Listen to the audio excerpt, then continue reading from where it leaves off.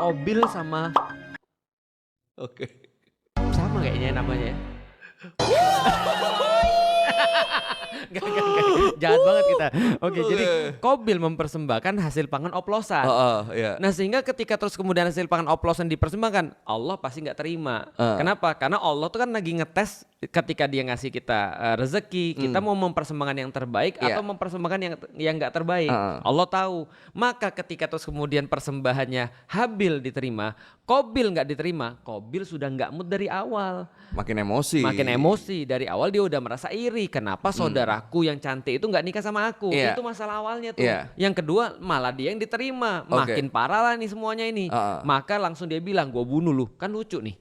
Gitu kan ya. Jadi ketika dia kalah, dia bukan kalah ya. Ada satu diterima, ada satu nggak diterima. Iya. Ini kan bukan kompetisi kan? Bukan. Tapi dia marah. Kenapa dia marah? Karena memang dari awal dia udah niat. Karena dia nggak suka dinikahin sama saudaranya Habil gitu kan ya. Ketika terus kemudian dia mau bunuh, Habil berkata, aku nggak mau terlibat dalam urusan ini, aku nggak akan ikut-ikutan, dan aku tidak akan pernah untuk menyambut tantanganmu lah kira-kira gitu. Kalau kamu mau bunuh aku, kamu nanti akan nyesel dan itu adalah dosamu. Tapi aku nggak mau ikut-ikutan. Artinya tidak saling membunuh.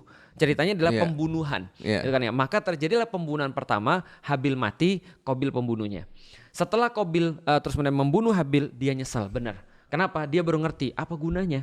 Ternyata membunuh tuh tidak membuat dia untuk terus kemudian balik lagi ke masa lalu, bisa menikahi misalnya saudaranya, dan tidak membuat persembahannya juga diterima oleh Allah. Gitu maksudnya. Jadi dia merasa stres, dia merasa sangat menyesal, dan dikatakan dalam sebuah riwayat itu dia sampai gendong mayatnya Habil itu sampai beberapa tahun. Jadi bukan beberapa hari, dibawa terus karena saking merasa bersalah. Jadi kayak burden gitu maksudnya. Jadi kayak bawa terus sampai akhirnya Allah nunjukin di dalam Al-Quran burung gagak. Ketika Qabil melihat gagak, maka dia terinspirasi untuk memakamkan saudaranya. Alias selain itu dia juga mengambil sebuah pelajaran bahwasanya pembunuhan itu adalah sesuatu yang buruk banget. Tapi sudah terlanjur dia bunuh, maka setelah Adam ngelihat terus kemudian Qabil membunuh saudaranya Habil, maka dia sedih, istrinya juga sedih. Ketika istrinya sedih, maka Qabil itu langsung diasingkan, pergi ke satu kampung yang lain. Dan lu tahu Qabil itu kan ganteng.